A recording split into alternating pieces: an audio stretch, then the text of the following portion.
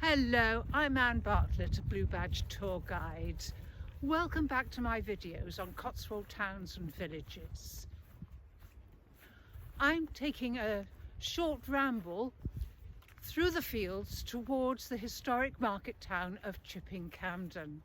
Chipping Campden was one of the great wool towns of the 13th and 14th centuries, and there's a great story to tell. I'm looking forward to telling you about it.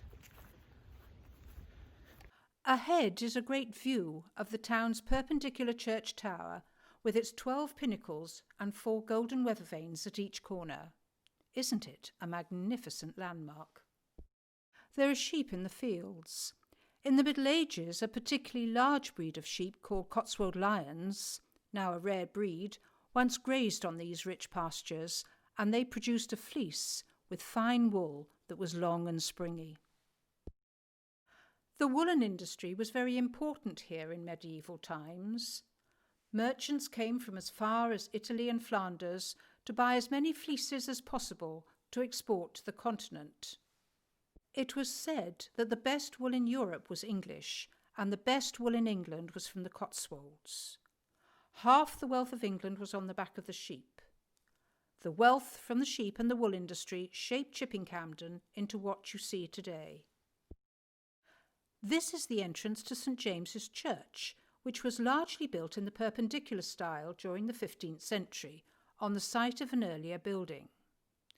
It's known as a wool church, having had large amounts of money bequeathed to it by wealthy merchants, such as William Greville, to ensure their salvation.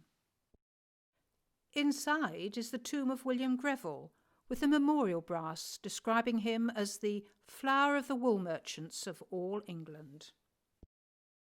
Greville invested further profits from his wool trade in property, and just at the end of Church Street you'll be able to see the house he built for himself in about 1380. It is the oldest stone building in the town. Notice the striking oriel window with carved gargoyles at the top. To the left is a mullion stone window decorated with 6 stained glass crests of subsequent owners, including the Earls of Warwick. The greenish-coloured disc above is a historic 18th century fire mark. These plaques were fixed to buildings by insurance companies to show the fire brigade that the property was covered by fire insurance. And notice the sundial in the gable end. You'll come across more sundials further along the street. At sheep shearing time, the wooden gates would probably have been opened for the strings of pack horses bringing William Greville's bales of wool into the town. Greville's house was well sited, because just opposite was the Wool Exchange and Merchants' Hall, now a private home called Woolstapler's Hall. The fleeces would have been sorted for quality there and then auctioned. In the field beside the church there was once a magnificent manor house surrounded by large gardens, built for Sir Baptist Hicks in 1612. Just 33 years later, during the Civil War, it was garrisoned by Royalist forces, and when they left, they set fire to the house and it burned to the ground. As you can see, only the banqueting house and the gatehouse with 2 pepperpot lodges alongside the wall of the church remain. Sir Baptist Hicks was an extremely wealthy London mercer and moneylender who was another great benefactor to the town. Money and gifts were given to St James's Church. He built these almshouses and the market hall in the centre of town. Opposite the almshouses is a curious bit of ancient transport technology. A cart wash which used to be full of water and was used by farmers to soak the wooden wheels of their carts, to stop the wood from shrinking and the iron rims from becoming loose and falling off.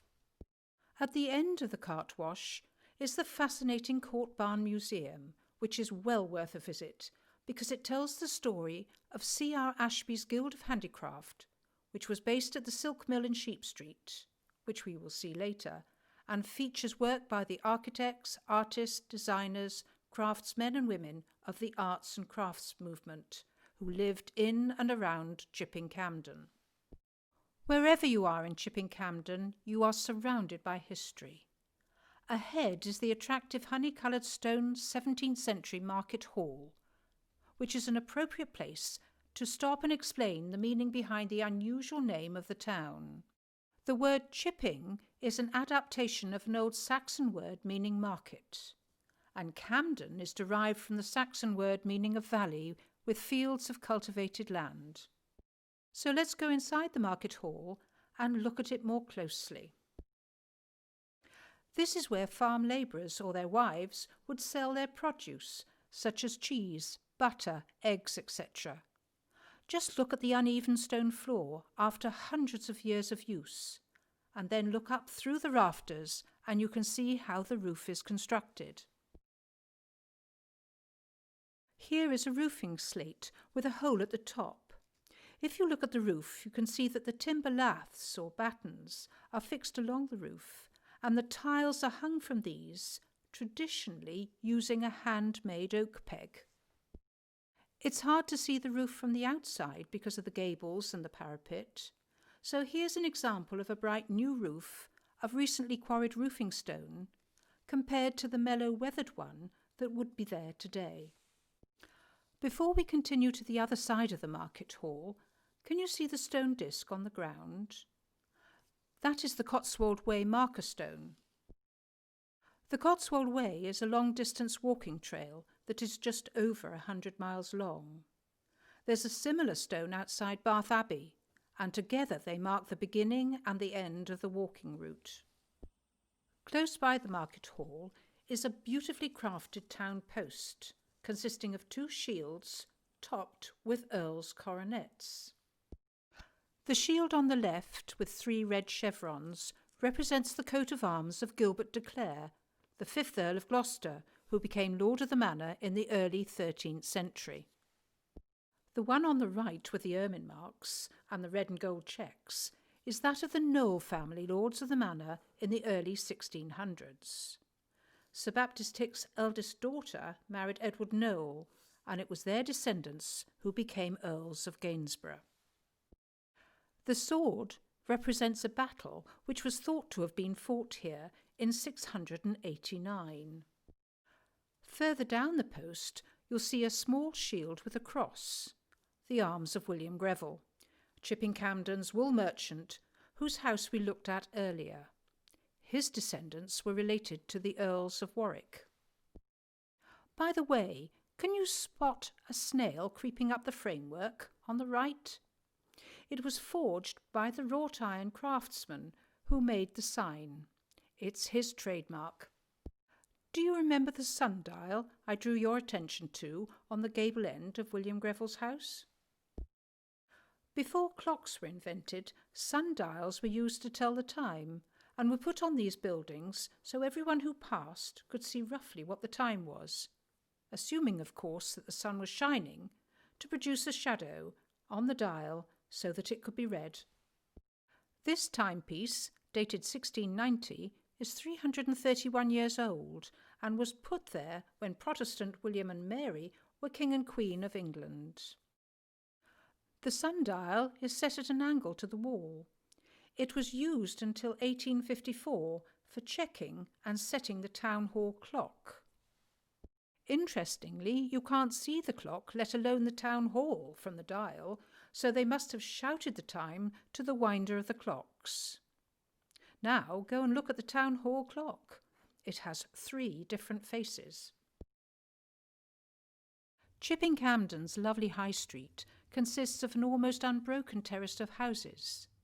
They're all of different styles, and yet they come together as a unified whole because the buildings are of the same attractive honey-colour stone. Chipping Campden's prosperity relied on the shipping of their fine fleeces to the continent. Later, this quality wool was woven into fine cloth, which required more water than the local River Cam could provide. The change in the nature of the wool supply with industrial developments, particularly in the Stroud valleys, caused untold economic hardship.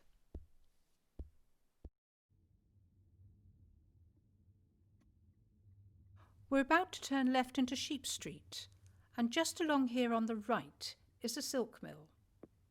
For about 50 years, in the late 18th to 19th centuries, this mill was used for the spinning of silk thread for the ribbon industry in Coventry. Ribbons had become a great fashion accessory for trimming Victorian ladies' dresses and decorating their bonnets. However, the mill couldn't compete when cheap foreign imports flooded the market and the silk mill became redundant. By the late 19th century, many of the local inhabitants were out of work and families were starving. With no welfare state, they had to leave Chipping Campden to find work elsewhere, often moving to the large industrial towns to find employment in factories. Houses were left empty and the silk mill was abandoned. In 1902, artists and craftsmen connected to C.R Ashlee's London Guild of Handicraft wanted to escape the noxious factory fumes from the heavily industrialised East End to enjoy the pre-industrialised life in the countryside. They discovered Chipping Campden. It had empty houses to rent, and this silk mill was ideal for their workshops. These people were followers of the arts and crafts movement, who were reacting against the rapidly growing dominance of machinery, which resulted in the loss of craft skills. C.R Ashlee's Guild of Handicrafts was sadly short-lived, but it's a fascinating story which you can discover here, as well as seeing some of the beautiful items they made on display in the Court Barn Museum. As you can see, the silk mill continues as galleries and craft workshops today. Go into the foyer and there are the old photos you saw earlier of Ashlee and some of the guildsmen. There's a comfy cafe and an opportunity to visit workshops and admire the craftspeople's designs. Incidentally, George Hart, the Guild of Handicraft silversmith, who arrived in the town in 1902, stayed in Chipping Campden after the guild closed. His business thrived, and members of his family continue working in his original workshop today, almost 120 years later.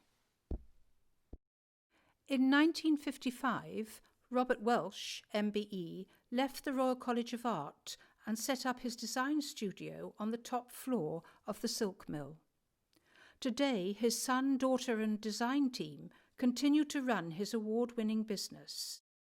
Their beautiful stainless steel cutlery and tableware is displayed here in the shop he opened in 1969. At the other end of the town, through this archway, is a garden. It's Ernest Wilson's Memorial Garden, opened in 1984 as a tribute to Ernest Wilson, the botanist and explorer who was born in the town in 1876. He was a remarkable man. You can read about his achievements here and then look at some of the many plants he brought back to this country that are featured in this lovely quiet oasis. I hope that you have enjoyed my short video on Chipping Campden. There's a lot going on in the town and surrounding area, so if you want more information, there is a helpful and friendly information centre in the old police station along the High Street, as well as an excellent website, www.chippingcampdenonline.org. I do hope that you have enjoyed this video. If so, do give it the thumbs up. If you want to hear more about places in this region, do consider subscribing to this channel. I'm Anne Bartlett, Blue Badge Tour Guide, and my website is www.touringexplore.com.